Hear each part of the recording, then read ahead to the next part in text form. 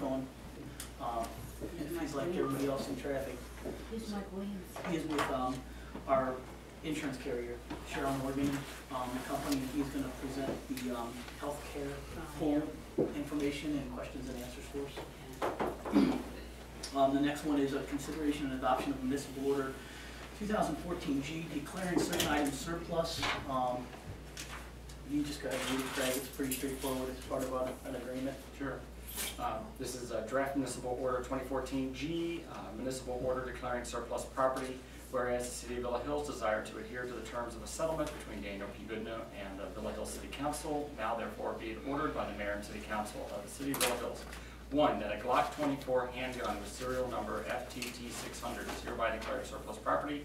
2, that a chief's badge and a pair of colonel rank insignia are declared surplus property. And 3, that these items be transferred to Daniel P. Goodnow as a part of the settlement agreement.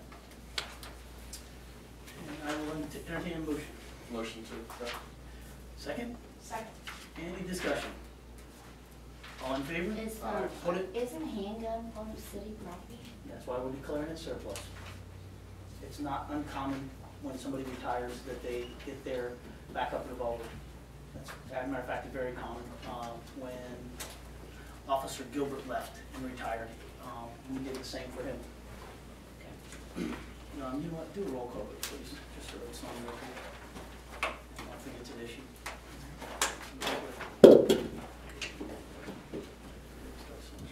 Mr. Boehner. Yes. Ms. Balson. Yes. Mr. Cahill. Yes. Ms. Eisenhower. Yes. Mr. Wisher. Yes. Motion carries. Thank you. Thank you. Thank you, Mr. Boehner. Thank you, folks. I'm going to just kind of piggyback right onto that, just so everybody knows. Yeah, thanks. I'll come right back to you. Although we could make it wait since you were awake, but I guess we would. Thanks. No, just as an FYI, I think I can just talk about this a little bit. But the terms of the settlement will be closed out this Friday. Everything will be completed at the end of this week. It's going through the payroll processing and all that stuff, and that's really just an FYI. I don't think that's yeah, just so everybody knows. And that'll be done. Again, just as an FYI, since we were somewhat on that. And with that, we'll piggyback up and go backwards up the line and say, Mike Williams, if you would, you can sit there, you know, go to the podium, whatever you want to, whatever you feel comfortable with. I can go there. Whatever you're comfortable with, really. Since we have such a small crowd, it's not too big of a deal.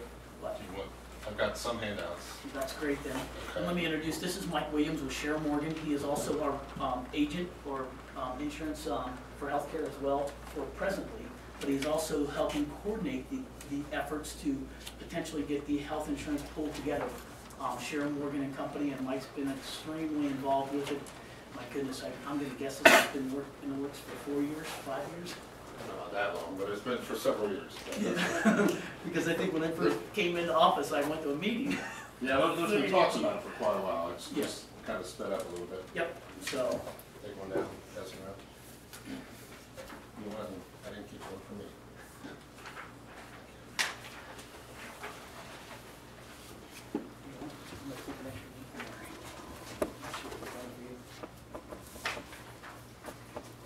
And I'm not sure how much has been shared with you already on the municipal government league. Okay.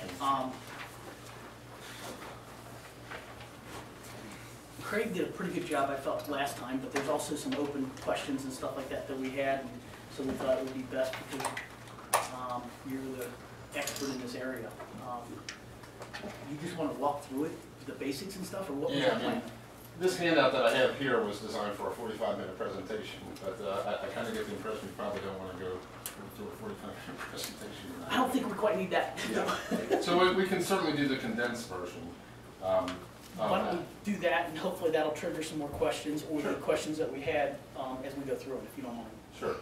And as the mayor mentioned, there's been discussions about looking into this for several years, and a couple of things kind of spurred things on within the last year or so, mainly healthcare reform and the changes that have come along with that. Community rating being one of the chief motivators. And for some communities, community rating is projected to be a large increase in their cost. So one of the ways that you can avoid community rating is if you're a self-funded group.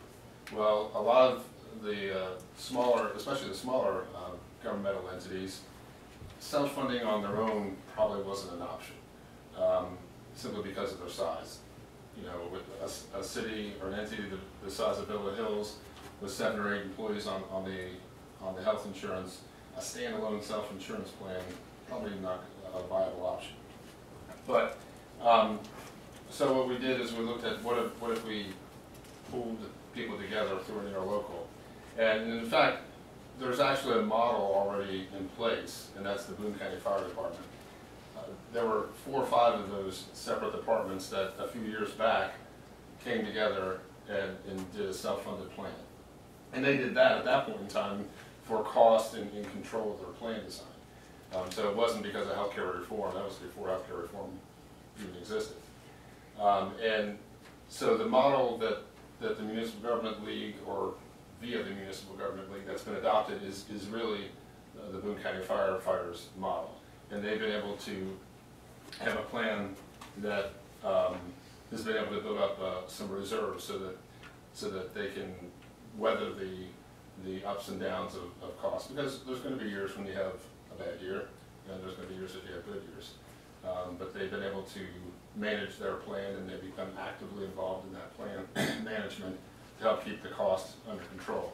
One of the great things about being self-funded is you don't have to wait until the insurance company hands out your renewal, you know, a month or 2 before the anniversary date. You have an idea of what your renewal is going to be. You know how you're running all along. So that's one of the distinct advantages of being self-funded, even if you were a 300 person, is you get to see a lot of your claims data in terms of how are we running. Are we running way more than what we expected, or are we running great? I don't know if you guys have any specific questions about it. I can certainly walk through how it's going to work as far as the network that's being proposed. For Villa Hills, it would be the HealthSpan network. HealthSpan, you may not have heard of HealthSpan. HealthSpan is a network that's owned by the Mercy Hospital systems. It has every hospital in Greater Cincinnati in it. St. Elizabeth is certainly in that as well, obviously. It's what a lot of the entities who are self-funded in this area use. Florence, Kenton County, Boone County, Sanitation District, those entities that are self-funded in this area use HealthSpan. So is it, in terms of doctors and hospitals, it's going to be very comparable to a Humana or an network.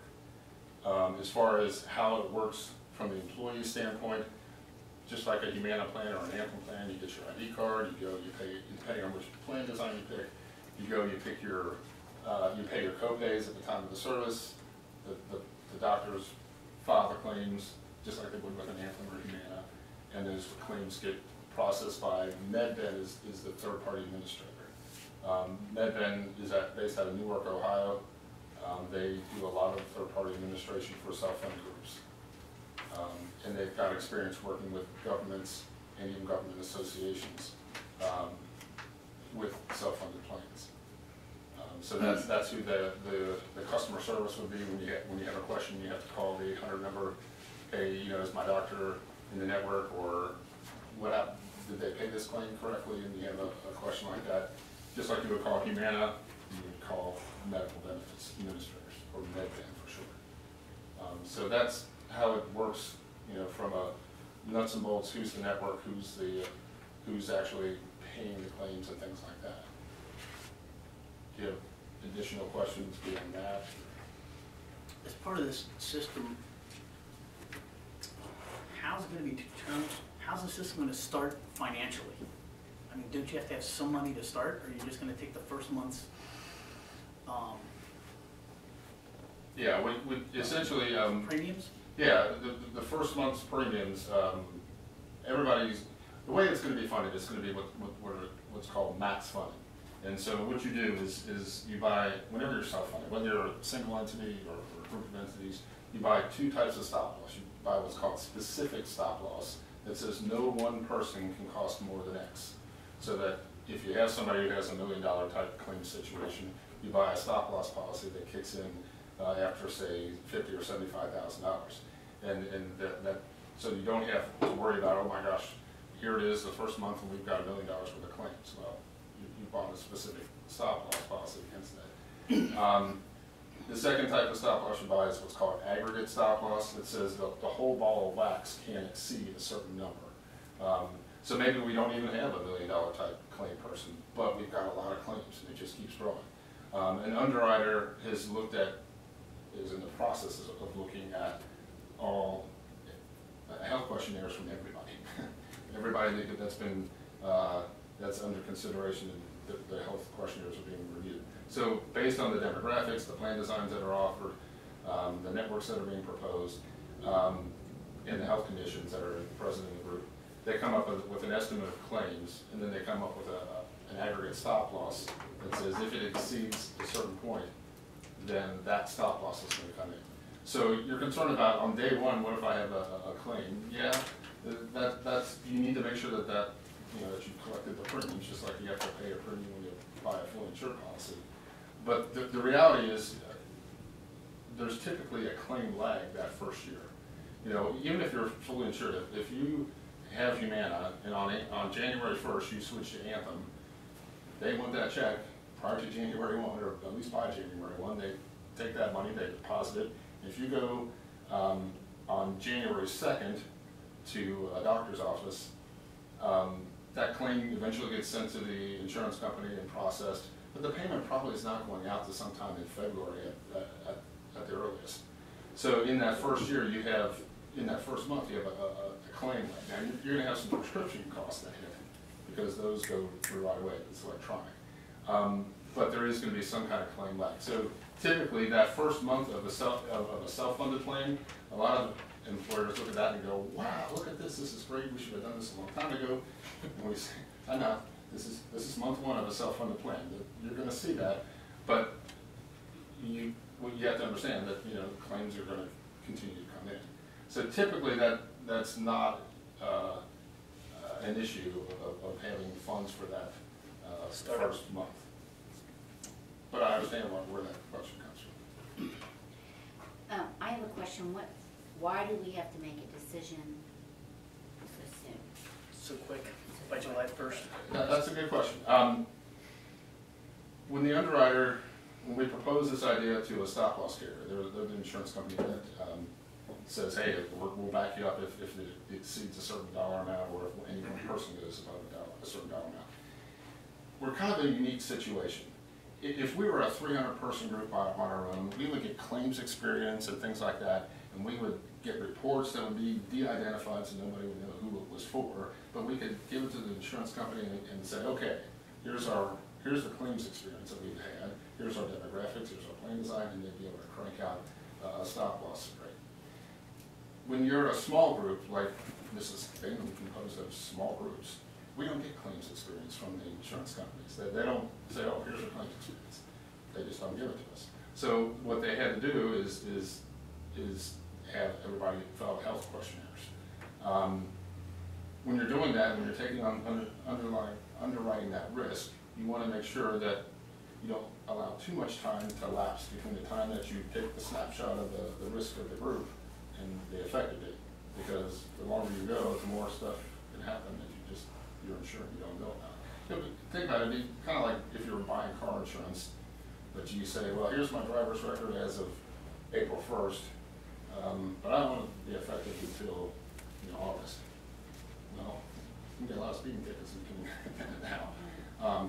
So that's the kind of the reason why it's in such a condensed format. Is the stop loss carrier says that they did not want applications that were more than 45 days prior to the effective date.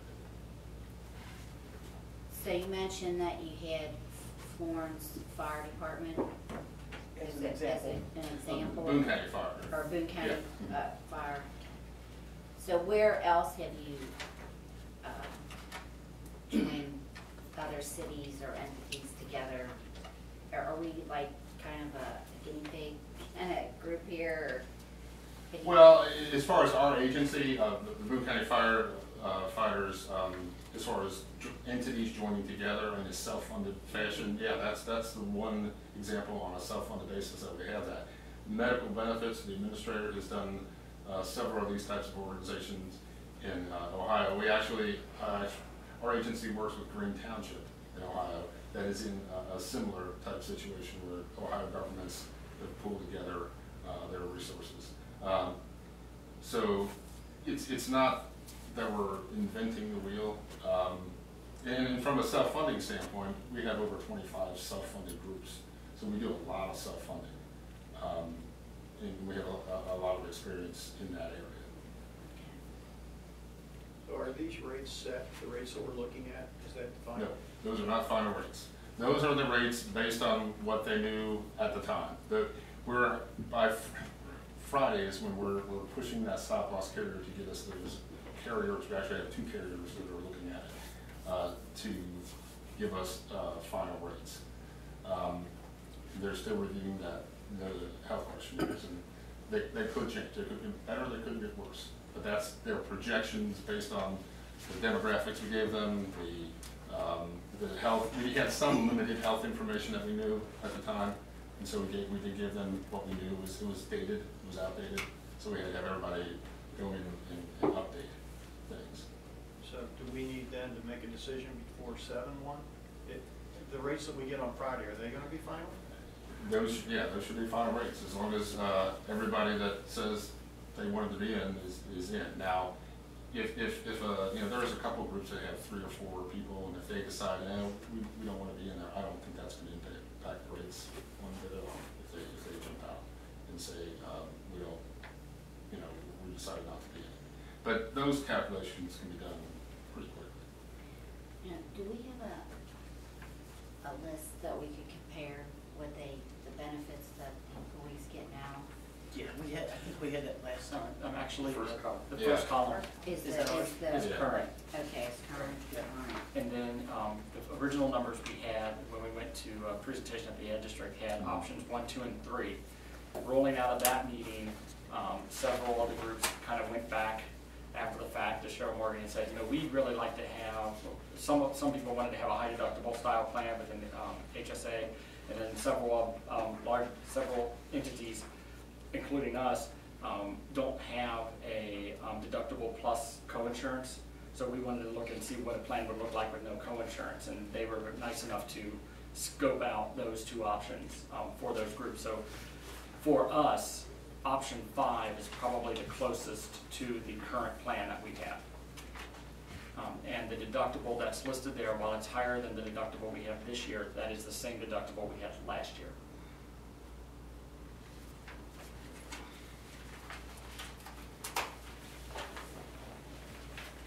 So when we assume that we go forward with this, do we tell you we want option 5 or we want option 3, or is that something we can choose any of the 5 options? Any employee can choose any of the 5 options. How's it work? It's up to the employer. You could say to the employees, you have 5 options, or you could say we're going to go with one plan. That's up to each entity can decide if they want to offer all 5, or if they just want to offer 2 or 1. But if the TPA is doing all the work, why do we care? I mean, why wouldn't we offer 5? It might depend on your contribution strategy. Okay. What about deductibles? We're on 12/31 year end, and we're basically being asked to switch to 6/30. What's that going to do to the employees' deductibles they have so far? They would get credit for that. So if somebody's met 500 of their deductible already, they would get credit for that $500 of deductible. What about if this goes the wrong way and we need to move out? What's the run out on this self-insurance? There's a couple things to address there. Let's say we're 5 years down the road and the city of Villa Hills decides we want out for whatever reason. There are provisions in this contract that say that at the startup you're in for 2 years, because you have to have that commitment, because you're going to have next year, somebody's gonna be able to get better rates outside. But you have to have a little bit of a group mentality, saying, hey, we're in this for the long haul. Can you get out? Yes. If you get out, then you are responsible for the run-out claims. Okay. So- For our individual. Yes, our for your group, employees. right, exactly, right. You're not responsible for any other entity's claims, but you're responsible for the run-out claims.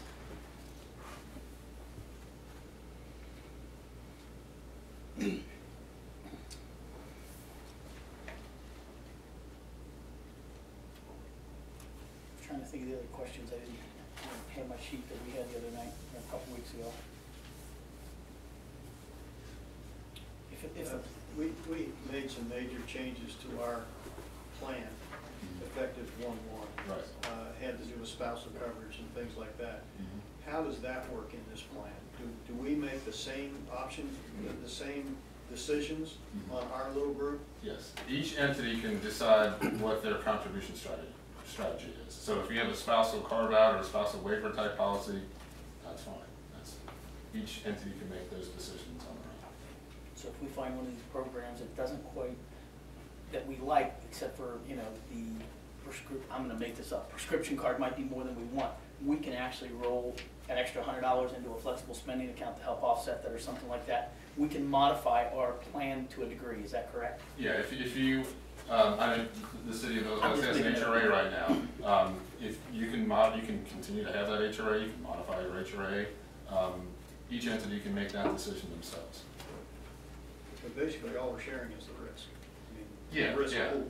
Yeah, and this is just health alone. This does not involve dental or life or anything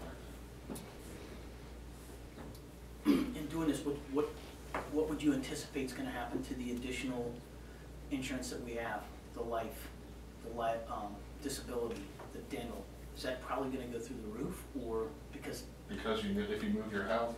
Yeah, because I think at some point I thought some of those were put together by the same. Yeah, in the past we've gotten bundling discounts for lack of a better term. Mm-hmm. But where you're really saving on the bundling discounts is really on the health insurance side. If you guys move to this and then we looked at standalone life or standalone dental, there's a possibility we could find less expensive life and dental out there, simply because we're really getting discounts on the health to keep the other products with the health care. Off the top of my head, I think the only thing that we have bundled with Humana right now is vision, because dental is a different group. We just moved accidental death and dismemberment off, and life is like with that. Yeah. And the ability for the full insured companies to offer those package discounts on 2 to 50 life groups is now gone. So starting January 1st, that went away. So it wasn't advantageous to do that anymore, much to the health insurance company chagrin. Okay. Let's assume we move forward. Who makes the presentation to the employees that they now have 5 options to choose from? I mean, in terms of education. You Typically, yeah, that's what I've done every year, is to go over the employees' options with them. What would happen with our vision if we move off Humana? Because we're with them right now. As long as you pay the bill, you keep the vision. Because they will sell standalone vision. I don't want to lose that. We just did that, our vision didn't change at all. It's not a huge cost anyway, I don't think, it's pretty minimum. And there's lots of competitors out there too. If they decided to do anything funny with our rates, there's competitors out there. You guys have been with us for a long time. Since before I was with Cheryl Morgan, yes.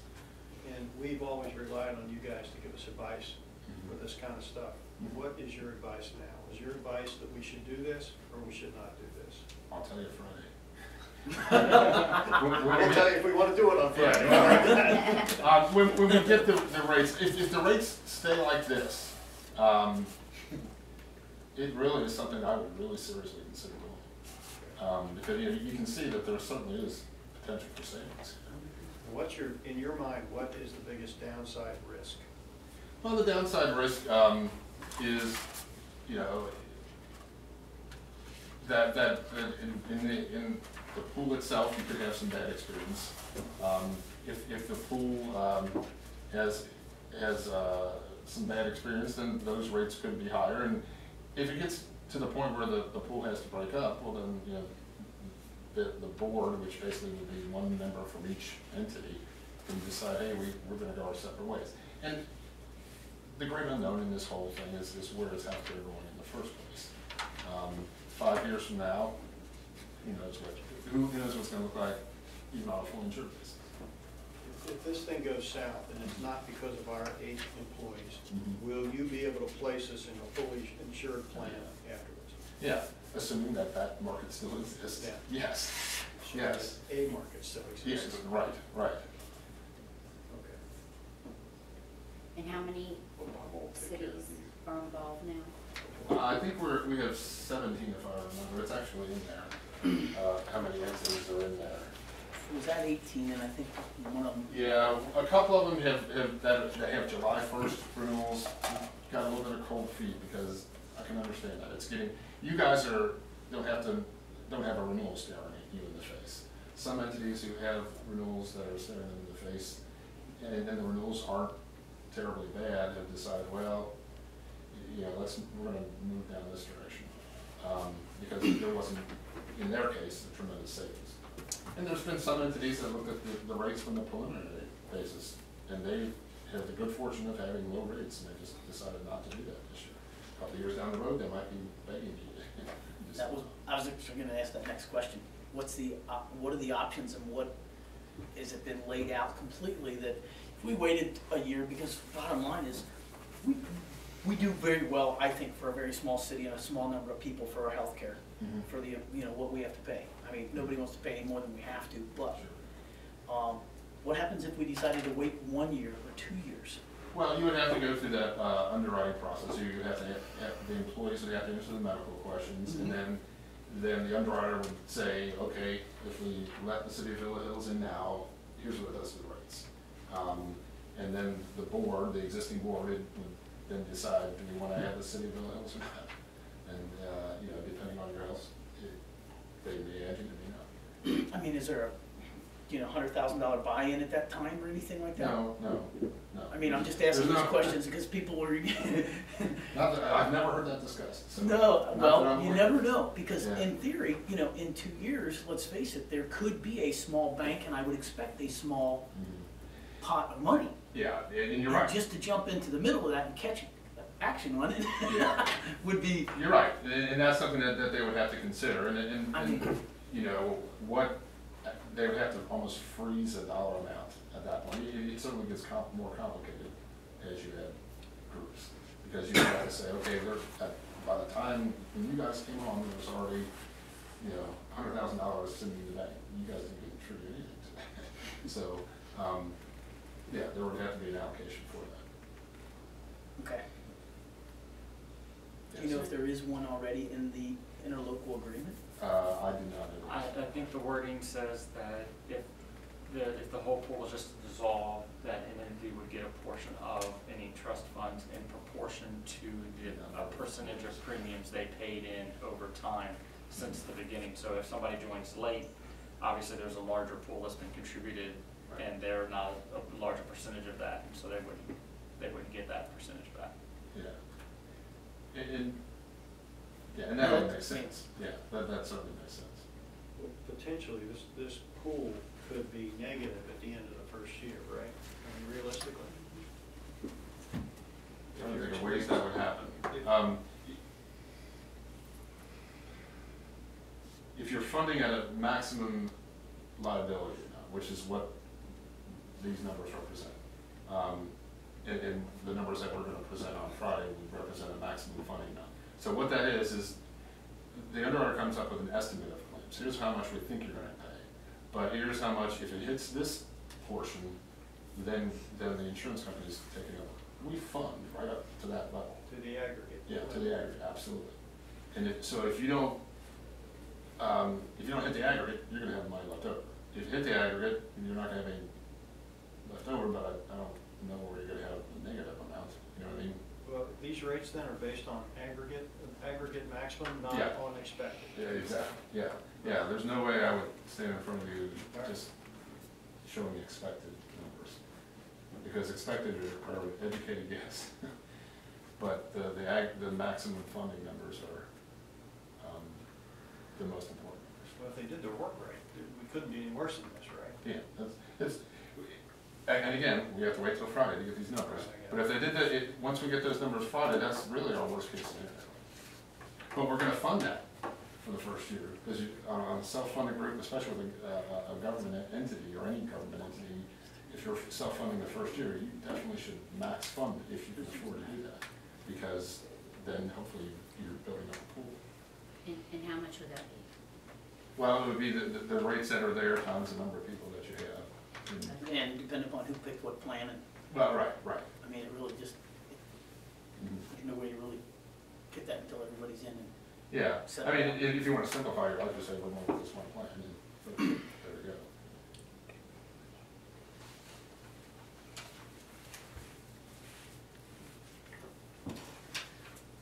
Come into a law. Unfortunately, we don't allow the public, now, Can I ask him a question? yeah, go ahead. So with the Affordable Health Care Act, Yeah, there's different requirements for different size companies per se, right? right. Does this change how they would look at this from the 8 to the total group? In terms of, The size, in other words, there's different requirements for different size. yeah, there's different, for like a 2 to 50 life group versus a 51 to 99 life group. Typically, what we do is we have medical benefits administrators provide any of those type of compliance issues. They have a very robust compliance department. I mean, would this group then be considered over 50, even though they only have 8 employees here? It's my understanding, no, No, that okay. would not be the case. And then the other thing, on some of the self-funded plans, don't they require like all the employees to be covered, or is that, could somebody opt out of No, you that? can stop that. I would hope so, because we have people that are retired out of the state system that opt out of ours and pick up the state plan, and that would be a challenge for us to have to force them to be in it. Sure, yeah. I mean, as an example. Mhm. Amy, do you have anything? No. I'm just gonna go around the table just to make sure that Craig, or Brian, you've heard this a couple times, do you have any thoughts, Todd?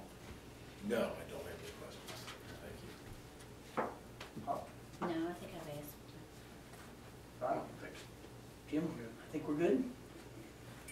We look forward to a email or phone call on Friday. Yeah. I'm sure you have 18 other phone calls to Yes, make, I which will. will trigger, so maybe even an email. Yes, okay. And we appreciate you taking your evening, to stop by and do No this. problem. No, it's an important decision and not one that you should do without being educated.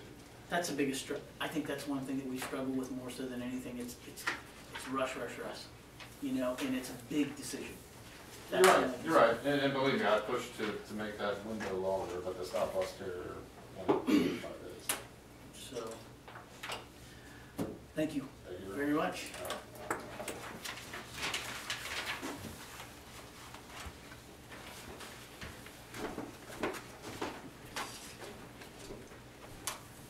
Next, we have discussions on a draft ordinance of 2014 M nuisance ordinance update and consideration of an amendment / first reading. Are you going to do the first reading and then have discussion? Sure. Okay. So, this is just for clarification. This is an amendment. I think we did a first reading of ordinance 2014 M. There was some discussion. Craig has made some, significant revisions. Therefore, we're going to do another first reading and then have a second reading later. So we're just going to kind of start over on this one. So this is a first reading of ordinance 2014 M, an ordinance of the City of Villa Hills in Kenton County, Kentucky, amending Chapter 92 of the city's municipal code of ordinances titled nuisances by amending sections 9201, 9203, and by adopting provisions regarding foundation and ornamental plantings, noise control, creating new sections titled crime nuisance, and amending section 92.99 penalties. Now the changes, it's fairly long, but I'll just highlight the changes for purposes of this first reading. definition of foundation plantings, ornamental plantings are added to that. There's a section on noise control that is added, describes various noise issues and what can be done with regard to excessive noises. There are exemptions to excessive noises, and so those are some additions. And then next there is there are restrictions on ornamental plantings and how they are handled within somebody's yard, height and so forth are discussed. There's a section 3, and this is the part that was changed from the first chronic nuisance portion that we read last time. This is now a new section 3. And section 3 discusses chronic nuisance property violations. It provides definitions of nuisance activities, which are generally criminal activities in nature. Talks about how they shall be determined. That's by personal observation of a police officer or code enforcement officer, or after an investigation, normal police type investigation, will determine those. Provides multiple definitions, and then talks about what is done once a chronic nuisance exists, and procedures. The main change from this to the last is that in the last ordinance, the mayor sat as the hearing officer for those enforcement mechanisms, and in this circumstance, it can be a code enforcement board, or it can be the code enforcement board. So that change was made, and still provides for summary closure of a business that may be determined to be a chronic nuisance. Also includes a definition of penalties that are available for that change. So that is a first reading of ordinance 2014 M as amended. Discussion or comments? I'll just state, as you're aware, the previous chronic nuisance section was one that basically we borrowed from the city of Fort Mitchell, that was very heavy-handed, if you will, in their language and in their use of the police department to go after properties. I mean, they used it very effectively to shut down the USA Hotel, which is now the Mercedes dealership. So it was very effective, but based on comments from council members and some discussion after the fact, it was deemed that that kind of a hammer may not be appropriate for our community. So we pulled another chronic nuisance ordinance that's used in a couple other cities, or another city, and dropped it in. And this one does send everything to the code enforcement board. It still allows police officers to cite under the ordinance, but it also allows the code enforcement officer to do it as well. Questions? All right. Has the NKAPC vetted this? They have not seen this version, no. I can say though that, you mean with regard to their enforcement, with regard to whether or not they're going to serve as the hearing officer for When we these? get to that, I can't figure out who's enforcing. It refers to a code enforcement board. Is that NKAPC Yes. as we are currently organized? Yes. Yeah. And it could be, if you dropped out of NKPC, it could be the city code Right. enforcement board. I didn't know which was which. And the NKPC, they're the joint board is they understand that these types of claims are coming.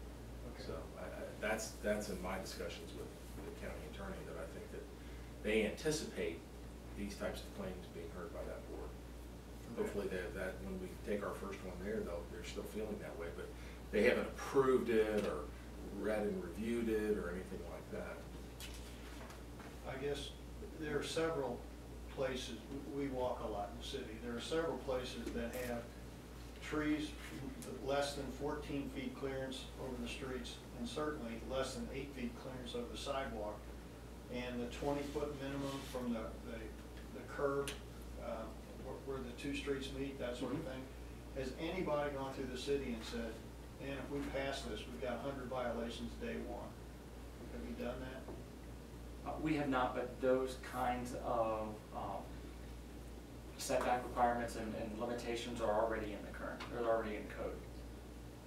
Some of these would not change. It just, a lot of times you don't But react until somebody brings it to your attention or somebody files a complaint. But this thing gives us a mechanism to enforce something that we're not enforcing today, right? Correct.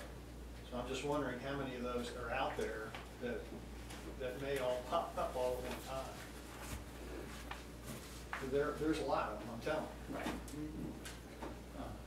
I would venture to guess that if we had a good code enforcement officer go through and inspect every property in the city, I would say that they could probably find something wrong with the vast majority of properties in the city. And just because different property owners have different skill sets when it comes to maintaining their property, and there's been different time lags between when maintenance was done and before it starts up again. So you can almost find a violation on almost every property if you really, really look hard. I understand the situation you're talking about as far as creating new potential violations out of thin air. But we are, at this point, still somewhat reactive in the way that we deal with complaints, that if a complaint came up and it violated our code, we would move forward on it. I think the only thing at this point we're really looking for, to some extent, is tall grass. I don't think we're looking for anything else unless it's brought to our attention. I hear you, but this doesn't say look for tall grass. This says Right. these are all the things that could go wrong. My God, you better not do it. Well, and some of those are already in the system though, Jim, and if somebody calls up and says, hey, you But know, we've never had a nuisance officer before. I hear what you're saying, but we've never had a nuisance officer. My understanding is we will have one. It'll be Corey, right? correct. Well, is But we- Corey's job to go out and look for this stuff, or is Corey's job to respond if somebody complains? A combination. If he's out working and he's out standing on Rogers Road down the road here and he's trying to work on the street and all of a sudden he's standing on the sidewalk and the trees are hitting him in the head, I would expect that he would probably want to come back and let the people know they need to get their trees cut back. If he goes out and sees something that, you know, we got a basketball hoop sitting in between the street and the sidewalk, you know, and they see that, I would expect that he would probably react to that. Some of the more safety-related ones especially. Is he gonna spend 8 hours a day going around looking for these things? No. Somebody calls and asks if they have an investigation or files a complaint, yep. If there is a violation, it's not a chronic violation by definition of the chronic here. How do we address that? What happens? We go through the same processes like a code violation. It would actually, Corey would issue like a citation which says, hey, you got 7 days to get this fixed. Is that in here? I Couldn't find that. It seemed like it jumped from, these are the rules, and then the next section was chronic nuisance. And I couldn't find where the interim period was.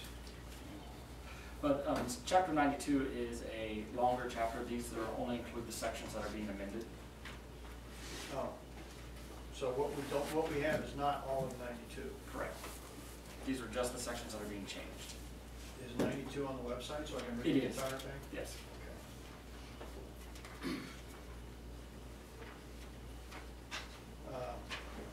I'm going to continue to object to 92.31. I understand that we don't want prostitution in Bill Hills, but I don't consider it a nuisance. I don't know why we take these crimes and define them again. What city did we adopt this from? actually, a couple different cities has it. Cities that have more businesses and stuff like that. We're What off the beaten number is it, path. Covington, or? 92.31. 31M on page 9. This is for rights. Did you want to make a comment? Yeah, I'm just looking for 9231M. Flip it back. Page 9. Keep going. Oh, 9231. Well, wait, it's not paid, that's what was replaced That's replaced again. by the amendment, right? Correct. It's the second page of the new amendment. Your objection is to the definition of prostitution? No, I don't know why we have to 2H. itemize stalking, harassment, failure to disperse, disorderly conduct, assault, reckless endangerment in a nuisance ordinance. Well, I mean, this is a chronic nuisance ordinance, and the reason you would want that in there is if you had a, private home that was, that you know, had some disruption. You know, you could have, for example, you see circumstances with maybe a, you know, a house that's related to drugs, and you've got somebody that, I guess a good example would be somebody's son moves into grandma's house and is arrested a few times for drugs, or drug violations come out of that house, and grandma says, there's nothing I can do here, then you would have a potential chronic nuisance to say, well, grandma, you gotta move. And that would be one way to attack it. The other way would be, you don't have this in Villa Hills, but if you have a business establishment that, you know, a lot of gas stations and so forth have drug transactions in the gas stations, if you had that occur, you know, and there were multiple arrests in a gas station parking lot for drug transactions or for prostitution, it would be in there. So it does kind of say broadly any criminal conduct is defined by state law, and then goes on to define individual conduct. The definition of individual conduct is not necessary, you could say, any criminal violation, but this is kind of explicit into the types of things that are problematic. And I think maybe for, you know, Villa Hills, the best example would be those two that I gave. One, a house that maybe had been taken over by drug dealers, which happens all the time in, you know, other areas. I've prosecuted those evictions myself. And the other thing would be a business that maybe allows criminal activity to occur. And a lot of cities are really interested in making sure that there's not, you know, a lot of gas station owners will have drug transactions taking place in their parking lots all the time. And, you know, that's a problem. Just like Fort Mitchell had all the problems there, the city said, well, you gotta have this cruiser going around and all that. That's how they deal with chronic nuisance and the multiple drug arrests in the parking lot. I don't know where that Rimke's is, what city that's in, but Crescent Springs, but that would be an example if you had repeated criminal activity in a Rimke's or something like that. But are you saying we would then shut down that business? Well, you would have options. You would have a remediation plan. Shutting down the business is not the first order. There's penalties. But the main thing is, with a responsible property owner, it's a remediation plan. That's why you've got that cruiser driving around the Fort Mitchell Kroger's. Because every time I go to the Fort Mitchell Kroger's, some drug addict comes up and asks me for money, and that hasn't happened since they put that cruiser in there. Oh, my car's broken down. I need $5 for gas.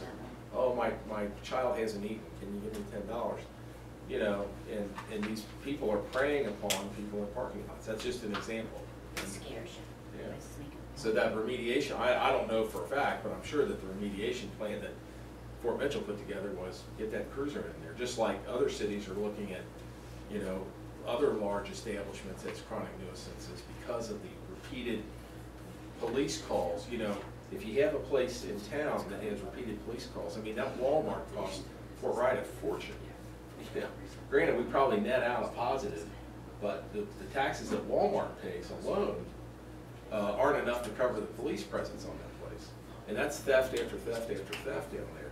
Now, maybe the outlots and all that pick up a little net positive tax revenue, but I know Villa Hills is a lot different, but that's why that stuff's in there. That's why you guys are the top ranked city. And Fort Wright's not. Don't you think Or it'd be Park better to Hills have or it? Yeah, Fort Mitchell or whatever. Yeah. No, we're very So this gives us the ability to condemn a property Yeah. or charge them $200, one or the other. Well, I think that the penalties stack up, you know, I mean, that's what actually per day happened in USA. violations, per day violations. But the main thing is yeah, it's you've got to fix it, and if you've got to come up with a remediation plan, if you don't, then the hammer comes out. You can drop it off. So on the chronic part, are these daily kind of things that if my grass is 10 inches high, does that, the first day, that's one offense, the second day, is that a second offense? Let's see, yeah. Go ahead. Correct. After you have multiple citations within the 90-day period, and even that in and of itself, in that particular example, would be somewhat of a feat, because under the current practice that NKPC uses is once they cite, you know, first off, it grows before somebody calls, and so let's say it's considered like at least 8 inches to a foot tall before somebody calls. NKPC shows up and they don't issue a citation, they issue a violation notice and they give you 2 weeks to fix it. if they come back 2 weeks later, if it's not fixed, they give you a second violation notice that says you have 1 week to fix this, or else we're gonna cite you. Is that one, or is that 7? 2 weeks. Because it's so is that just 2 violations then? No, that's not, well, it's a still violation, it's not even a citation yet, it's just a violation notice. Then, when, It's 2 warnings. there's 2 warnings, and then after the second warning, if it's not complete, then you get your first citation. And then that's when you go and pay fines and come in front of the code enforcement board if you appeal. All right, so I gotta have 3 citations in whatever the number of days was, 90 days or whatever it is, and then that becomes chronic? Yes. So if you've got, there's an arrest for drug dealing in a Maristop, and then there's another arrest in 30 days and another arrest, then you've got a potential chronic nuisance at that point. And then you say, hey, you're chronic, we need an abatement plan, and what are you gonna do? You know? Is an arrest count as a citation? Yeah, I would, if I were doing this, I would look at I would look at 3 criminal activities as being sufficient to create chronic. Okay, but the owner may or may not even know that someone was arrested on that property. So how does this work? That's the whole purpose of the abatement process, to work with the homeowner to Right. try and find a solution to see if we can't figure out a way to get this problem solved.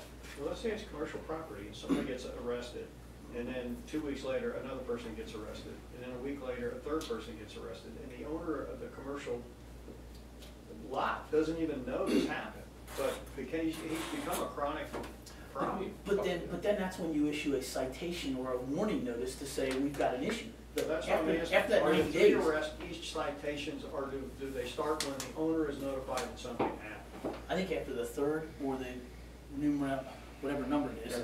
If you have, if I can address this, if you have 3 citations, you issue the thing, and clearly you're gonna call, I mean, just like other cities work with problem properties, you say, you call the owner constantly and say, hey, somebody was arrested for prostitution in your hotel last night, you know, what's going on here? This can't happen, fix it. Happens again, we told you to fix it. Happens again, we told you to fix it. That happens. All I'm trying to get to is it the notification to the owner that is then starts the clock? That's number 1.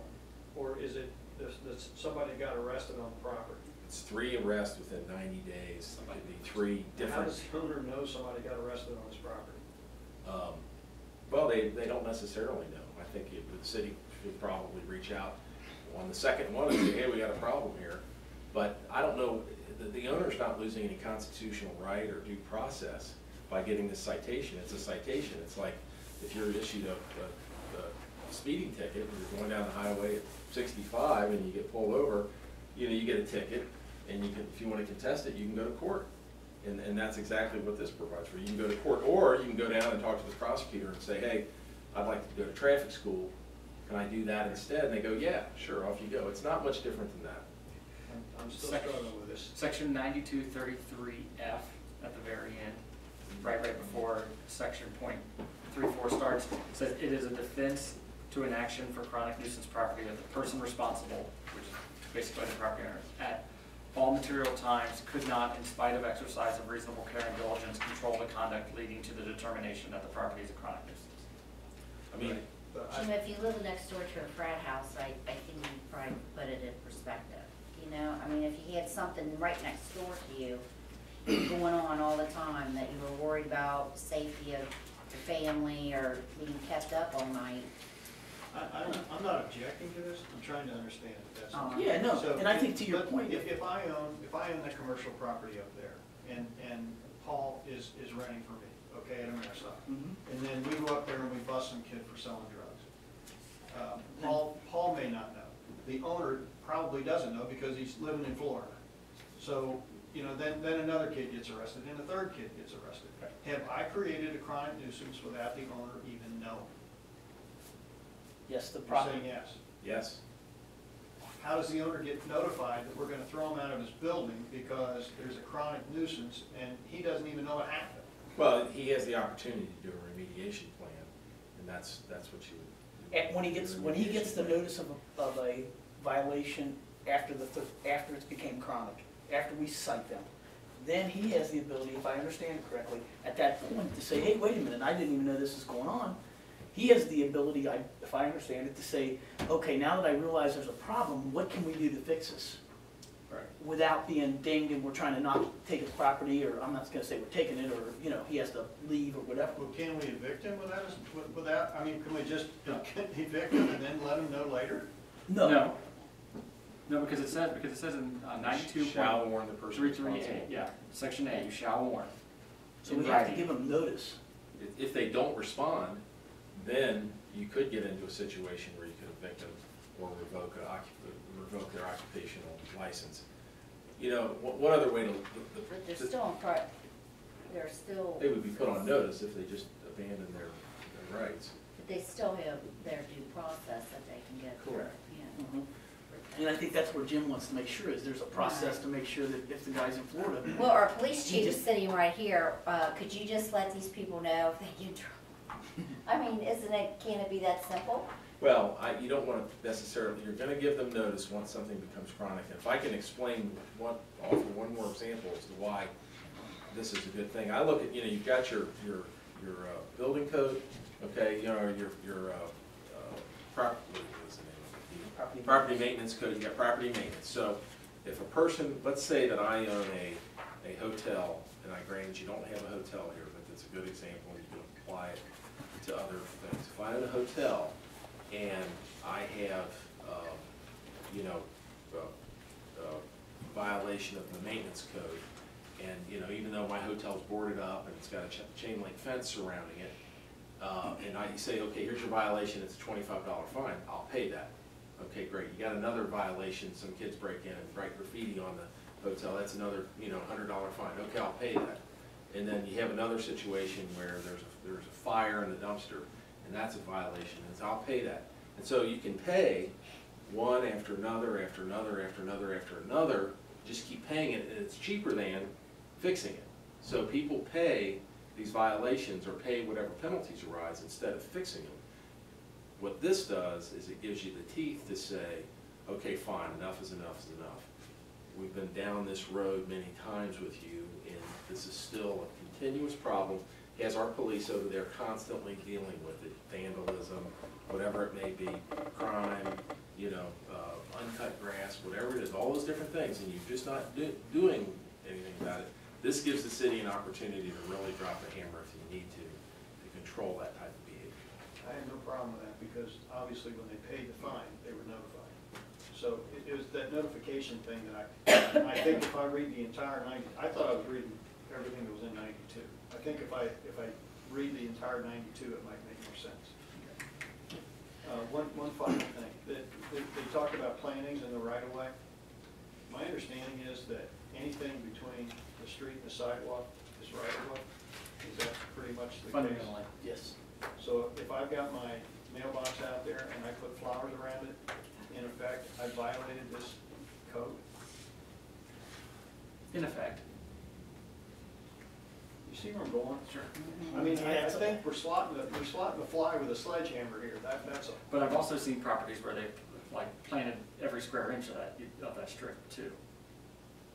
You know, not necessarily inside Villa Hills, but I've seen it. Okay, so are we gonna ask Corey to make a determination of whether it looks good or not? Or is Corey going out there and saying, yeah, there's a planting there, you gotta get rid of it?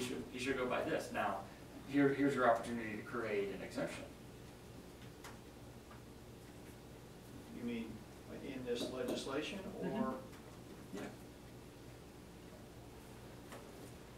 So, in Basic- essence, we could exclude plantings around fire, Are we gonna exclude a Mailbox. 2x2 flower box around the mailbox? I mean, Or- or whatever, I mean, you or can actually add that in there if you know, want, correct? Do you want, do you want to exclude trees? Do you want to exclude shrubs? Yeah. what do you- Well, I agree. It's a slippery slope once you start doing that. I don't know how you, just when I read it, I thought, you know, geez, I see that all the time. And, you know, it doesn't, I mean, it looks good. A lot of times they're nice. Yeah, why are we telling people they can't do that? because it's the neighbor that you don't want next door to you that has the plantings all down the whole front row and the timbers, the whole front yard planted.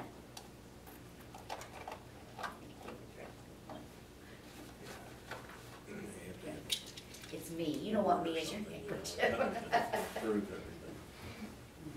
Design and review board. for everything else. Can we do this? Can we summarize this? It's really a long document. Can we just summarize the major points, put it on the website, tell people it's out there to take a look at it and give us your feedback? Can we do that? I As long as I realize understand what we're it's a trying draft to do, only. I think is a good thing. I mean, I get that, you know, there are some properties that we can't do anything with and we need to resolve that. But it's just that some of the, I think we're going a little too far with this. And I'd like to get some feedback from some people, especially that are going to be directly affected. And I realize not everybody's going to read the website or anything else, but I sure do wish they would before we vote on this.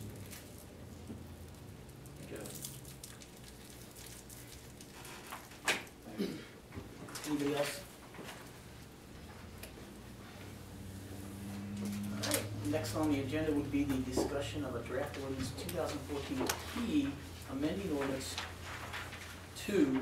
1982, city clerk, first reading. Okay, so this is the first reading of ordinance number 2014P, and ordinance amending ordinance 2-1982, establishing the position of a full-time city clerk with the city of Villa Hills, Kentucky, to incorporate changes made by Villa Hills ordinance 2014-6 and municipal order 2014-3 pursuant to KRS 83-8085. The changes are that section 1 of ordinance 2-1982 is amended to provide for a city administrator clerk, and it describes the obligations of a constitutional oath. Section 2 of ordinance 2-1982 is amended to change the job description. The city administrator clerk shall duties shall include advise the executive authority, have major responsibility for preparation of administration and operating capital improvements, advise the executive authority as to the appointment of subordinate administrative personnel, have continuing direct relationships with operating department heads on implementation and administration of programs, attendance of city council meetings, and so forth. Most of that just mirrors the statute that governs city clerks and city administrators, and compensation for this position will be set by contract or by the city's existing personnel policies. So that's the first reading of ordinance number 2014E.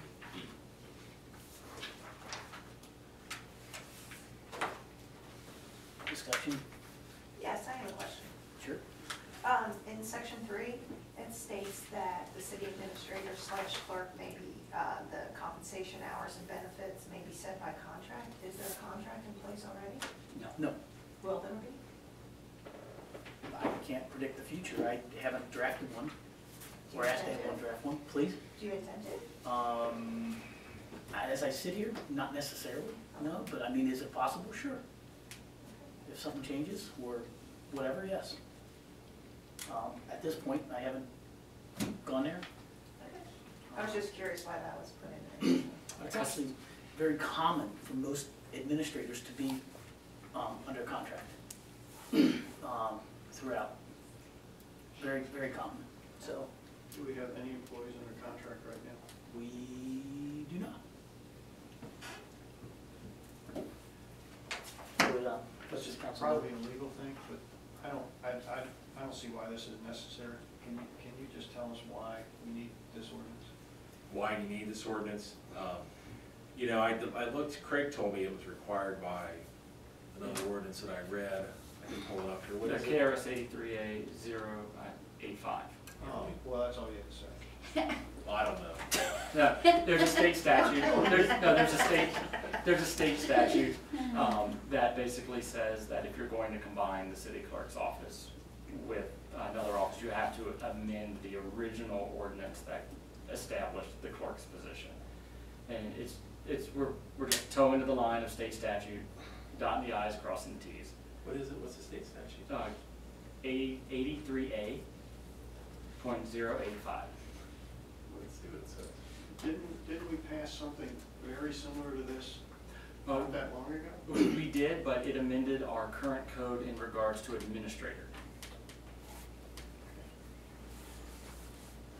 I mean, if we gotta do it, we gotta do it, but, you know, I get a lot of grief about budget ordinances and amendments, and to me, this is one that, I mean, if it's necessary, fine, but Well, this statute says, the office of city clerk may be combined with any other non-elected city office by inclusion of the title and duties of the office in the ordinance establishing the office of city clerk.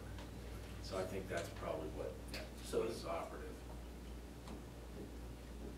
And then it says the duties and responsibilities of the clerk are limited, or include the following but not limited to, and that's in the ordinance. So it kind of combines the two ordinances of all these issues within this. So if that's the only reason that would be in there is that I was not aware of this 838085.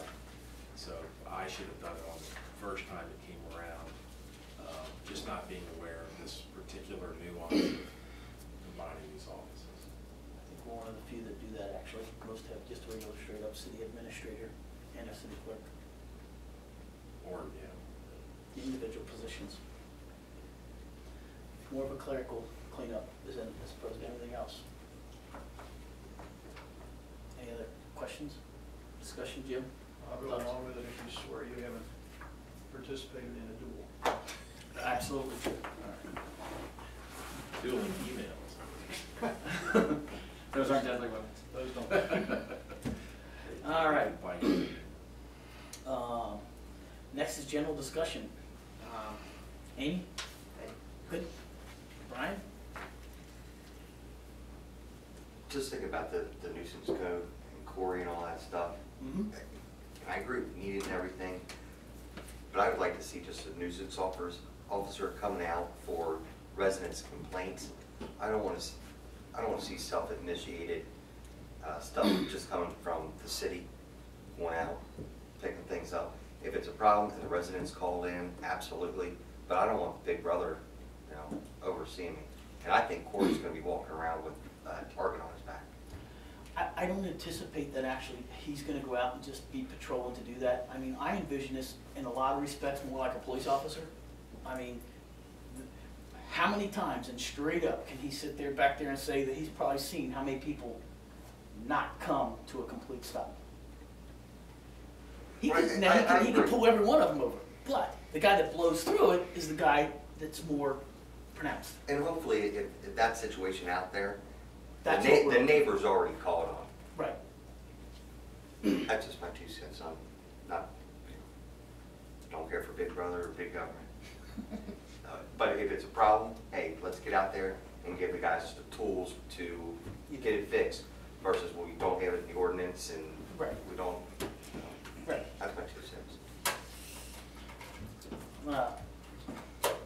Come back to Craig. I have, something, I think all the meetings should be at the same time. I don't get this disagree every at all. month. I mean, cause I go to so many meetings and I don't know what, Heard that from several council members, actually. I It's always, open for then I have to discussion. check, What do you guys- run, look at the website to see what time the meeting is. Some meetings are at 7, some are at 6, and some are at 6:30. 6:30, yeah, I think they should all be consistent on the same. What do you guys think? I mean, Well, I've done it too. Jim, Rod? I will watch. Please? No, I could care less. I'm okay either way. I don't care. I honestly do, I would like to see earlier meetings for the summer, if possible. 7 o'clock is kind of a killer in the summertime. I mean, I can get behind that. 6? Well, yeah, I don't know how many, I don't know how that would affect the people that show up for the meetings. And I certainly don't want to decrease their participation, but, if you get out of here at 10:30 on a summer night, that's not too cool. I'm open to that. You guys? Well, what about 6:30 then? I don't care. That's middle. I mean, If it's all the same, I'd like to see 6. Right, does theirs at 6. Caucus City Council. All their meetings. What about the committee meetings? They don't have all the committees. Maybe we should consider that. Like the individual committees will meet, I know it's by ordinance and all that, but they still have meetings by, at breakfast or whatever. are you okay with 6, Amy, if we? Oh, yeah, that would be great, especially during the summer. Well, what does that mean? Are we gonna have to pass another ordinance, or are we making special meetings?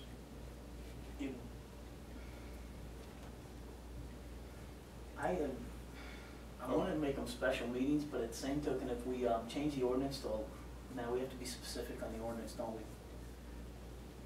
You have your next one, the special meeting at 6, and then just pass the ordinance for 6 thereafter.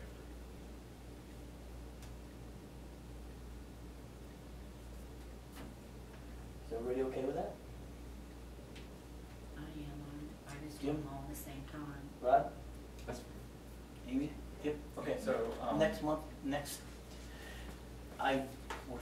is a caucus 2 weeks from now. I don't think I want to change it one from 2 weeks from now. I think that's a little bit short notice potentially for Yeah. our regular audience and viewers as well, as we got to make sure we can contact TBNK. I'm pretty sure that that will not be an issue for them, but, so next 2 weeks from now, we will have a regular meeting at 7, and then we can get into we can even have a first reading of the ordinance amendment, the draft, to get it changed. Well, I would prefer not to do anything without Mary here anyway, since. And that'll give us time, right, exactly, yep. So, I think, matter of fact, she was all for trying to condense the time Right. frame because of the challenges that have run into with getting meetings started. So meeting, council caucus and council 6. Committee meetings, change them all to 6 or change them all to 6:30? If we're gonna Because there's have- only one if at We're gonna have 6. one meeting at 6, let's have them all at 6. Yeah, Amen. same time, so there's no confusion. Yep, the only meeting that would probably be different would be the public works, because I think they meet at 1 in the afternoon or something like that. No, yeah. Yeah. Yeah, they do, they meet in the afternoon. That would be the only oddball out, but I mean, I'd be okay with that personally. Most of the people that are on that committee are retired, I think, for the most part. So at this point, we're planning on all committees, and what we'll do is we'll send an email out to all committee chairs to make sure that we're on the same page. Really, the only person that's not here is Mary, to make sure before we fire out the ordinance and get a first draft on it, or a draft on it, to make sure everybody's okay with that.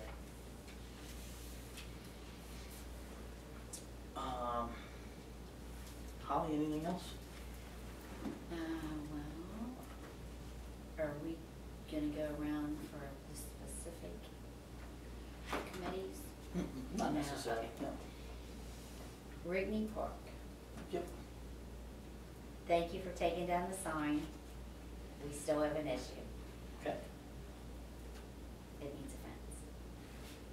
In that area. We'll have to look at that, but we'll have to look at it. We saved $400 today Good. on the mulch. The people I found in Mhm. Burlington. We Mhm. could use that $400 and fence that. Have you been back there? I took pictures, I have them on my phone. Yep. It's a cliff. Yep, we'll look at it. We'll see if we can't do something with it. Well, I had another neighbor call me from Hacienda, which I was on the phone with before I got here. I couldn't get on the phone with her. She calls Craig all the time. She said, "Don't listen to me anymore." So, like she said, with the sign, her 2-year-old can't read the sign. Got away from her, was headed right there. Got her just in time. Yeah, but there's also streets there. If that 2-year-old took off and ran out in the middle of the street, I mean, we can't control anything and everything. I'll go look at it, I'll evaluate it and see what we think, but, you know, that cliff was there before. But there was brush there, then they took all the brush down because they spread the dirt. Now But the cliff still existed, whether the brush was there or not. the But cliff was there. it was a showstopper for a kid because you would have been scratched and, you know, whatever, and you wouldn't have gone past that point. Mhm. Now, since they added the dirt, shoved it up against it, it's just a drop off. That sounds like a slippery slope. I mean, where do you stop? Sign us up for unfortunately? every potential liability on public property everywhere. So that's what I'm trying to No, prevent. I'm just I saying, think- what- you know, so my neighbor's got a 2-year-old kid and, you know, I don't want him running out on Amsterdam Road. Will you put a fence up for me? It's a challenge, that's the This balance. is a park that Make it an is analogy. for children.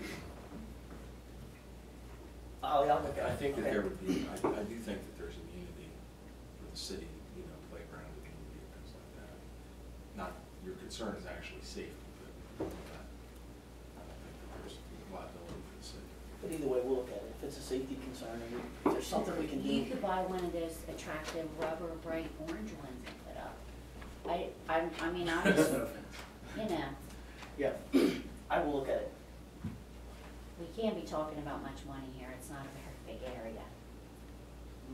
You're talking 100 feet minimum?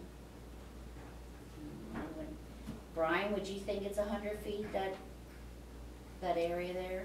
Without a tape measure, you, I mean, I'm just throwing a number out. I doubt if it's 100 feet. Whatever, but we'll look at it. Okay? Since we're gonna get our new playground equipment, Yes, we are.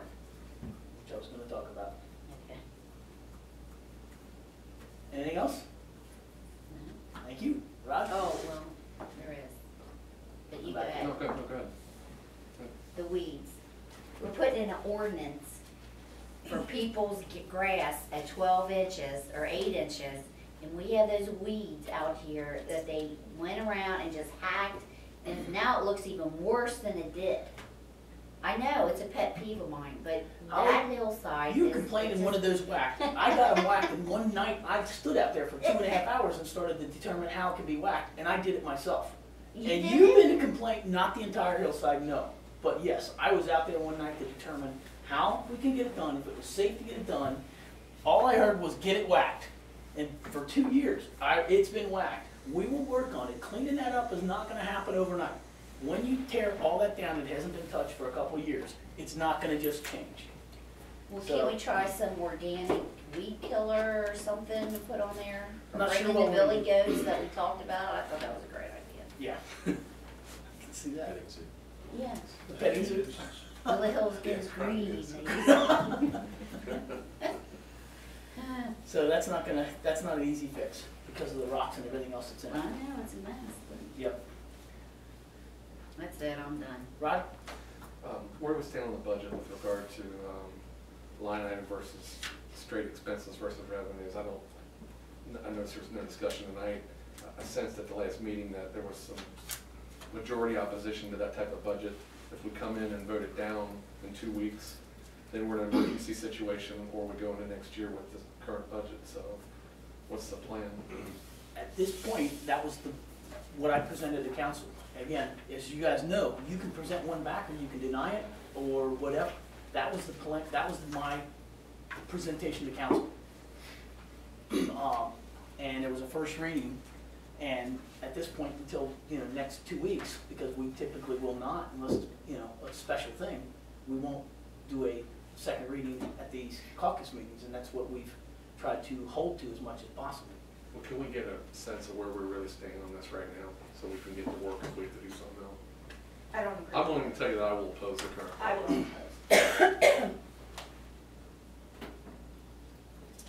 Why? I'm just curious, since you Because don't that's come the to any only other control that we meetings. have over the expenses. And why would you give up that control? how was it we could do controlling expenses to this time now? I mean, we pass every budget or, yeah. Somebody. Oh, Well, when you Yeah. vote no all the time, yeah, you're not gonna. You do have to adopt a budget. I'm just reading the book here. It's a must. You can't operate without one. Well, if we don't adopt the budget, then we just use last year's, if my understanding is correct. It was still a violation. You wouldn't want to do that. Well, no, and I'd prefer not to. I'd prefer not to, no matter how it goes.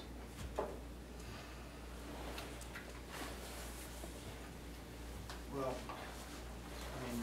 I was gonna do that in my thing, but I want this right into the record as a first reading. So that next week, or 2 weeks from now, we will have an option. And if people want to vote for it, they vote for it. If they want to vote for the original, that's fine. But, Did you do this, Jim? yeah, basically, it's the same ordinance that we had, with the exception of, well, there's a couple exceptions. Number one, there's a departmental breakdown on the bottom of the sheet. And number two, I broke out city attorney because that's my pet peeve. But I increased it to $4,000 a month, which is what the current accrual is. And I put in $205,324 to return to surplus. I understand that there may be a requirement that that can't happen, and I get that. But if and when that happens, then it's up to us to change this budget. And, you know, we had some discussion last time about, the statement was made that there were 4 budget amendments for this year, which is not exactly right. There was an original ordinance, that was ordinance number 10. There was an ordinance to pay off the debt, which was ordinance number 26. And then we increased the attorney fees to $50,000 and included it in the contracted services. That was number 36. And the proposed budget amendment, which had a first reading at the last meeting, has not been adopted. So in truth, there's only been 2 budget amendments, and one of them was to pay off the debt. So it's not like we're going back every 2 weeks or every month and changing the budget. It doesn't happen, guys. So, you know, this is our chance to say, this is the way we want the money spent. If you would prefer to give the mayor all that authority and responsibility, that's your vote, that's fine. But this is the way I prefer to see it, as personally, as a council person. Thank you for all your hard work. What do we have to do to get this read? I'm just trying to figure that out, I'm sorry. I should have pontificated a little longer. You think you can, Craig? That's what I mean, I just You're gotta. very good. Here, go to Villa Hills, we'll look at the code. I just- VLI.org. I just turned all this stuff off. Oh, I'm No, sorry. that's all right. I'll turn it back on. Just You know what? We'll go ahead and do a first reading. I'm just wondering, when you can do a first reading, it's not on the agenda, that's my question. It's not gonna be in that book because it's restricted, that rule, It's those rules are restricted restricted by by our city code. Okay. It's not. We'll do a first reading. If we find out it is wrong, we'll just dissolve the void. This is a special meeting. Why would we not be able to do a first reading? My only concern was it's not on the agenda, so there's no public notice of the first reading. Pretty sure we can though. That's- But I just, he that's just just a wanted to question double I check. have, I'm not saying you He can't. just wanna it's make a sure. question. And Because again, normally it's on the agenda, you know, so there's public notice of what's gonna be addressed, if somebody wants to show up and say, I'm complaining. I'm not trying to limit what you're saying. I mean, you can pass this as an emergency, it's not. Right, I get that. So it's not what do you recommend? I'd say let's go ahead and do it. I bet Craig can check it tomorrow, or I Yeah. can look at it, we'll And figure if it we out. It's find out it's wrong, probably then we'll good. do an emergency. And then procedurally at the next meeting, if the budget you propose doesn't pass, you can probably pass this as an emergency. Fair enough. Okay. I'll read it. The draft ordinance Q. Okay. I love it. Ordinance 2014, draft ordinance 2014Q, this is a first reading. It's a budget ordinance for the city of Villa Hills, Kentucky pursuant to KRS 91A03010 for the fiscal year beginning July 1, 2014, ending June 30, 2015, by estimating revenues and resources and appropriating funds for the operation of city government, providing that no money shall be expended by or on behalf of the city of Villa Hills except in accordance therewith. It has revenues of $3,110,000. It has disbursements, Kentucky Municipal Road Aid, Vehicle License Fee, LGEA funds, general funds, which are listed as restricted disbursements. It accounts for $334,000 roughly in administration, $924,000 contracted services, $774,000 for police, $329,000 for public works, $44,000 for recreation, $48,000 city attorney, return to surplus $205,000. Total expenditures $2,606,592. Total expenses, total expenses $3,110,692. That's the first reading of draft ordinance 2014. Thank you. Thank you. Jim, any other discussion real quick before we move on that? I don't think there was, but I think we have a pretty good. Rob, did you have any others? Thank you. Jim? Quick things, the friend freeze, are they finished? They're done. They were done, but the problem, Jim, and Todd and I had this conversation when we got the bill. We don't even understand how somebody can operate a business without billing once a year. I didn't realize they hadn't sent a bill. I I didn't just either. assumed they did 30 days, and I said, oh, you didn't send a bill. It was miscommunication between me and Craig. They should have sent the bill. All right, well, we're gonna have to address that, obviously, when it comes time for the budget amendment. The attorney fee spreadsheet, we look at that again, there's a discrepancy. I don't know what it is, it's roughly $4,000. Are you sure that's not the 4,000 liquidity of rolls, because I thought I had it down to a couple $100 I was missing, and I, Oh, you don't pick up the accrual? no, I didn't pick up the accrual. This is the actual, what we have paid versus what's in the system. All right, then it's off by $30. We'll give you a pass on that Oh, thank one. Civil service attorney. Are we, well, the whole civil service thing, where are we on that? How can we still be getting bills for civil service? For me, I'm not, I don't know. It just says civil service, 600 bucks in April. That was the final pleadings on the deck action from the Civil Service Commission Attorney and Friend and Freeze. They both sent us a bill, which boggled my mind. This is back when they had to file the final answers and stuff. And the problem is, you know, when I get done with the job, I send my bill out. I want to be paid. well, there were some That was pleadings work. and so forth, yeah. That work was done, I believe, in February, Jim. I can get the invoices back out and look at you. But there should not be anything else in that column anymore, Okay. And besides the Friend and Freeze, which is coming. is there anything, any public knowledge about that deck action? Is there any movement? Not that anybody's heard, no. All right. Code enforcement, where are we on becoming a member of the board? Honestly, I don't have an answer, we will check tomorrow. We should be in there. I don't know why we're not. I've been independently, just on behalf of other cities, pushing that too. I think the delay is. I thought it was supposed to getting have it been done signed. last week. We had, I think, all the cities I represented definitely signed, and it's just the other people. My understanding is they were down, last time I talked to them, they were down to one mayor. They needed to get the signature on. Okay. Can you call in and send us a follow-up email tomorrow, Yeah. if you don't mind, please? I got a complaint about some mud where Ashley Point, Forest Hills, and Crescent Point meet. Apparently there's a new house there, and they stripped the land and didn't replace it or didn't replant it.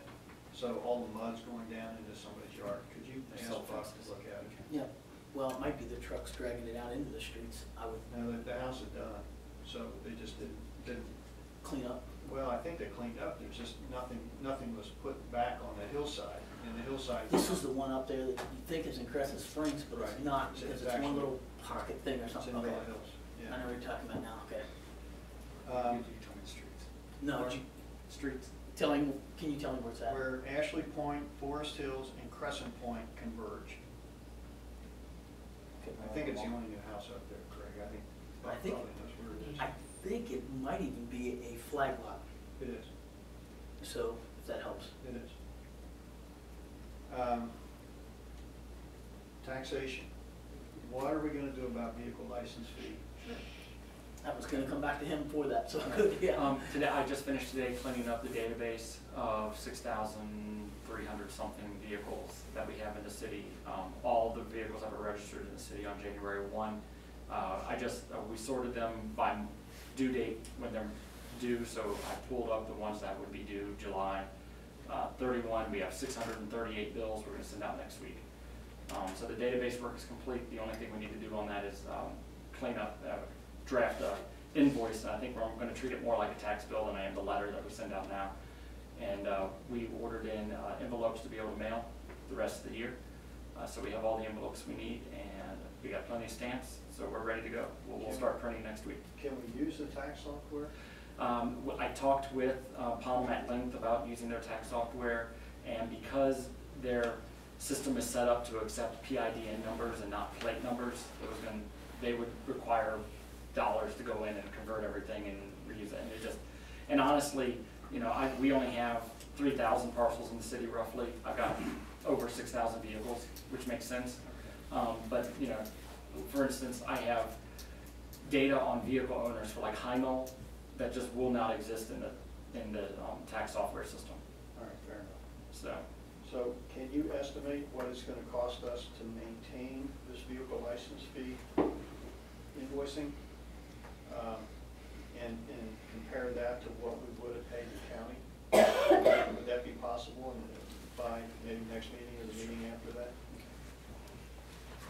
I mean, it may, if you've got this thing so it runs on software, it may actually be cheaper to do it this way. It's just an Excel spreadsheet and print. Is it the will of this council that we continue that tax on 1/1?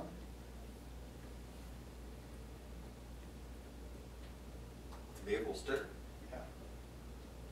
I'd love to find a different way to fund it.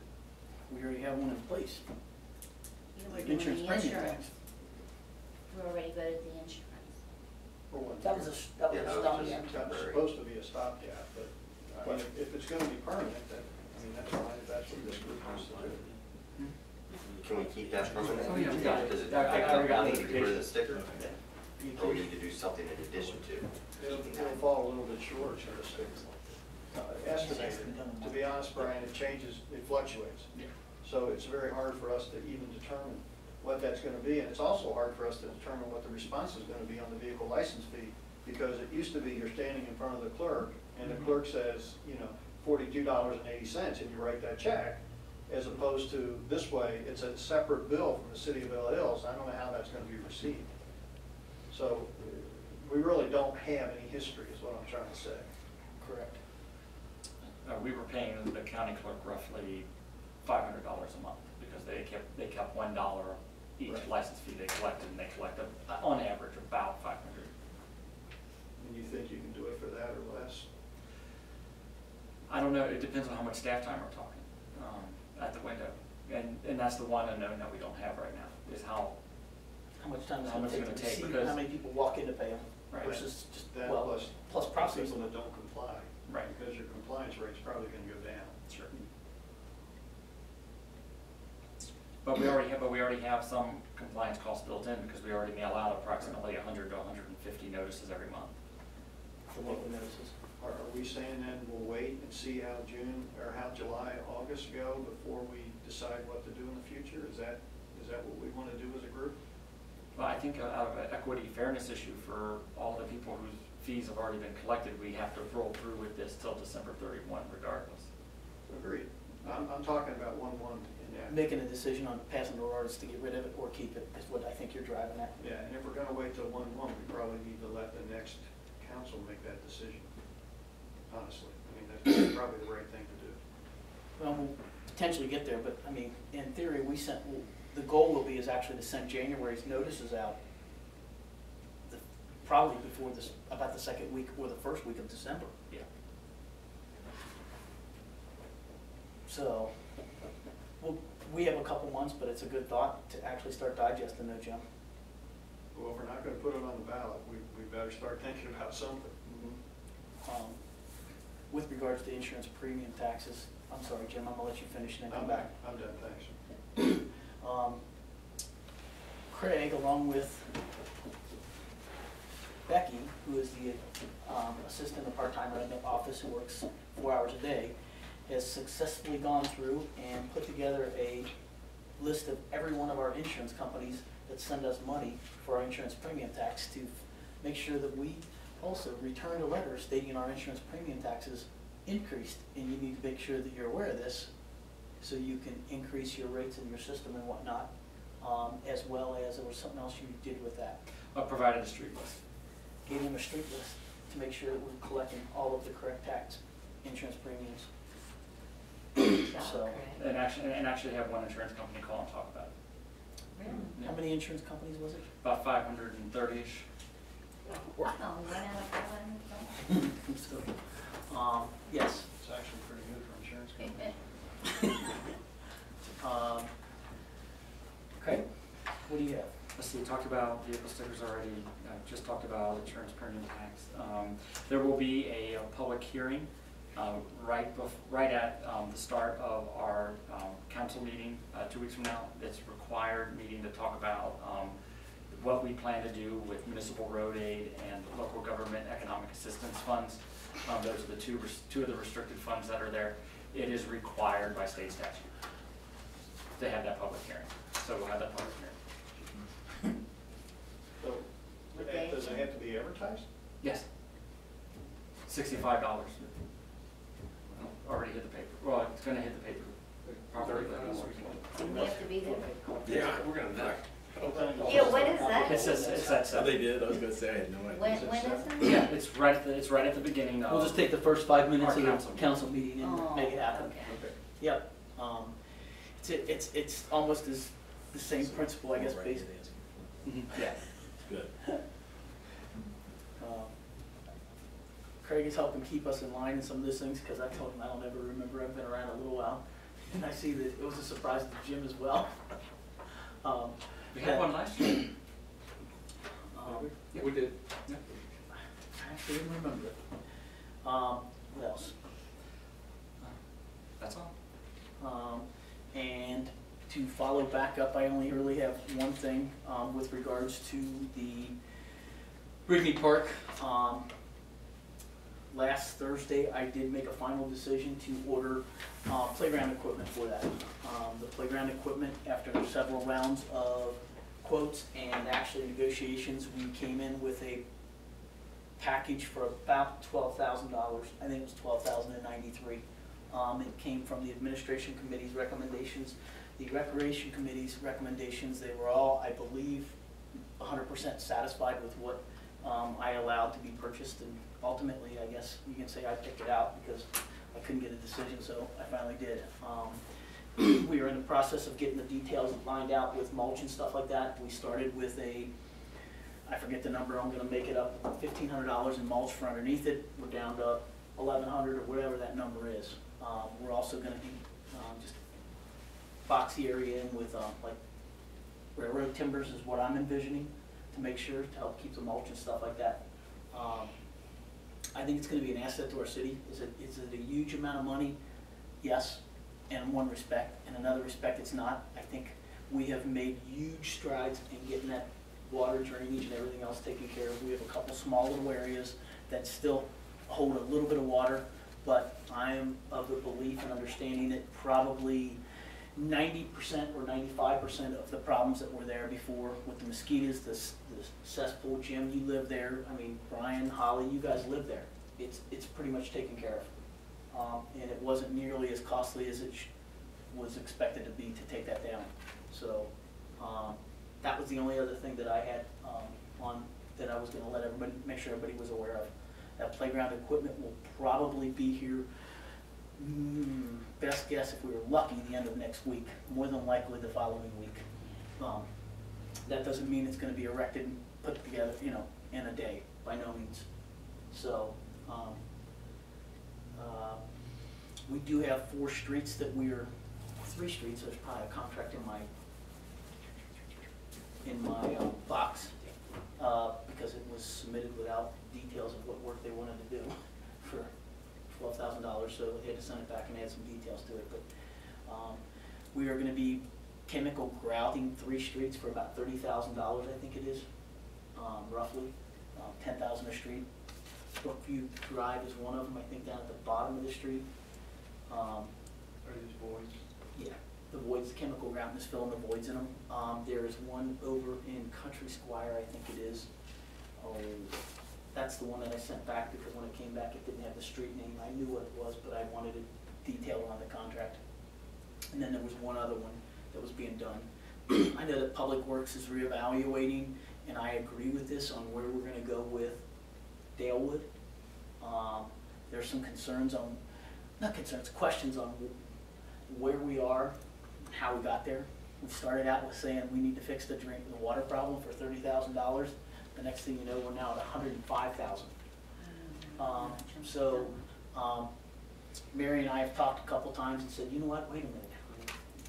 We understand where we were, but how did we get here? Let's go back and revisit this. So there's a chance that Dalewood is not going to necessarily get completely blown out like it was originally talked about. As a matter of fact, the meeting I met with Mary and Buck for a little while, and we believe that we are going to aggressively look at possibly a full panel replacement all the way down from Dalewood on Wesley all the way up to Lake Ledge, if I've got that right, I'm pretty sure. The rest of Wesley, all the way back down around to Dalewood, we're looking at milling and overlay. Mary, Buck, and I took a drive, and it was to make sure that we were all three on the same page. I do not remember those numbers. Those will, Mary will bring those up at the next council meeting, or I'll get them for us, but that's That included drainage fix for that, for Dalewood? the Dalewood. I think we're looking back at the $30,000 number, Jim, instead of, Right, but does include the drainage, or, I know we have some real drainage issues back there. Right. Or this will fix that? not the work on Wesley, but that will be one of our projects that we will, yes, the 30,000 project will fix the drainage issues that, yes. Just something I had a meeting about, and Mary will have all more details, but just a conversation to keep it, fluid there, so you guys know. Other than that, that's all I have for now. Chief, do you have anything? No, no, sir. You awake? Yes, I'm awake.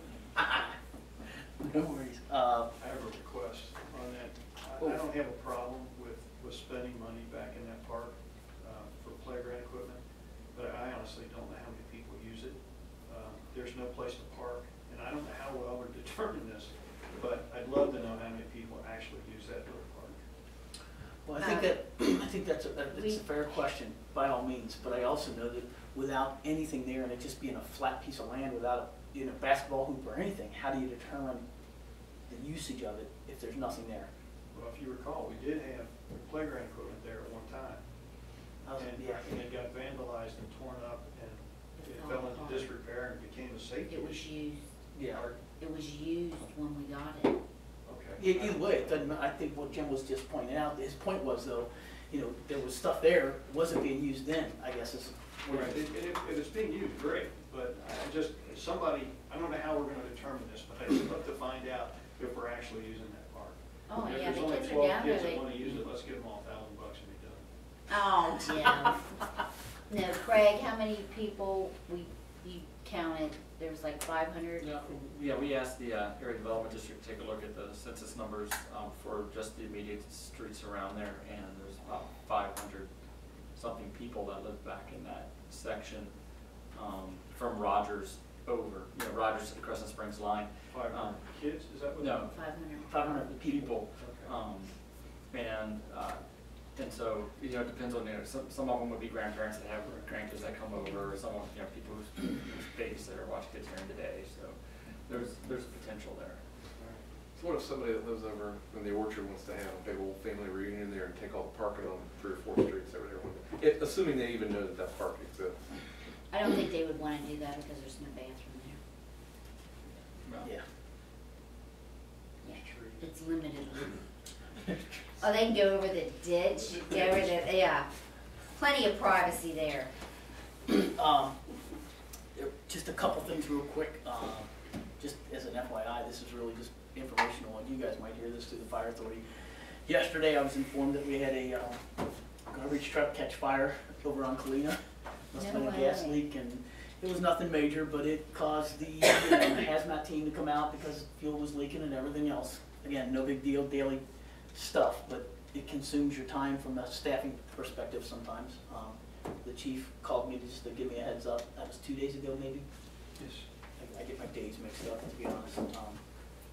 But road construction on Amsterdam, the road closed should be completed. That should not be up anymore. As a matter of fact, I came through tonight and it was all taken down. I talked to them actually last week and they said that, yes, today was the goal to get it actually completely open. So just so everybody knows, it should be open full-time now. They actually had blacktop on Amsterdam patching, which had patched all the holes. I'm sure they're gonna have to come back after it settles a little bit, but as people ask you, yes, it's now open again, so. Well, half of Rogers is still gone. It's a big hole. Oh, yeah, and it's interesting you said that because I was out there when I was looking at it the other day, talking to the guys, trying to get a feel for when they thought they'd be done. I noticed where they cut out to put the pipe. We had this brand new beautiful street of concrete. There was a huge corner of it that had a crack in it. So I actually called Craig and he was gonna call tomorrow to make sure that they didn't plan on just leaving it. And I went by today and they actually had saw cut it out and it looks like they're gonna pour a couple full slabs there of concrete. I hope it's concrete, not asphalt when they're done. Yeah. just gonna say that Fort Wright just copied and adopted Fort Mitchell's ordinance that when a utility cuts into your street, it sets specifications on how they have to replace the street. So I don't know if we've I done think that. we have one that says it has to be in as good, if not better, repair than what it was. Yeah, I don't know the exact wording, but I think that that's what we I have. have to look for that on that. if you have any interest, I can copy it. It's not a bad idea. Love to see If it. we don't have it especially. Just because, you know, especially if you put in a new street, and you've got all that sophisticated drainage and material beneath it. When you cut into that, you just spent, you know, $1 million on the street, and suddenly there's a big hole in it. Yeah. Yeah. You might wanna talk about, Chief Allen, get together. Oh, yeah. It'd be nice if Oh. council could be here. See, wake up early. You were having a meet the chief or, you know, public, open Kind of community. meeting like, if you whatever, Yeah, 7 o'clock on 17th. The 17th. 17th, o'clock. next Wednesday. Yeah. Next Tuesday. Next Right here in the Tuesday. council chamber, What time? 7 o'clock. 7 o'clock. Screwed that up, sorry. No. No, it'd be nice if everybody was here for you. Yeah, we're just teasing because it's supposed to be 6 o'clock. Yeah, it's No. Oh, That's what we're laughing about. are we grilling out? No, this is This is just be, we'll just talk about police issues, kind of, Open meeting, just Open people meeting. involved. yeah, if they, whatever they have, whatever thoughts they have, concerns they have, we'll kind of let them know what we're doing, kind of, I'll break the ice kind of thing, and then we'll start doing it once a month, if it works out well.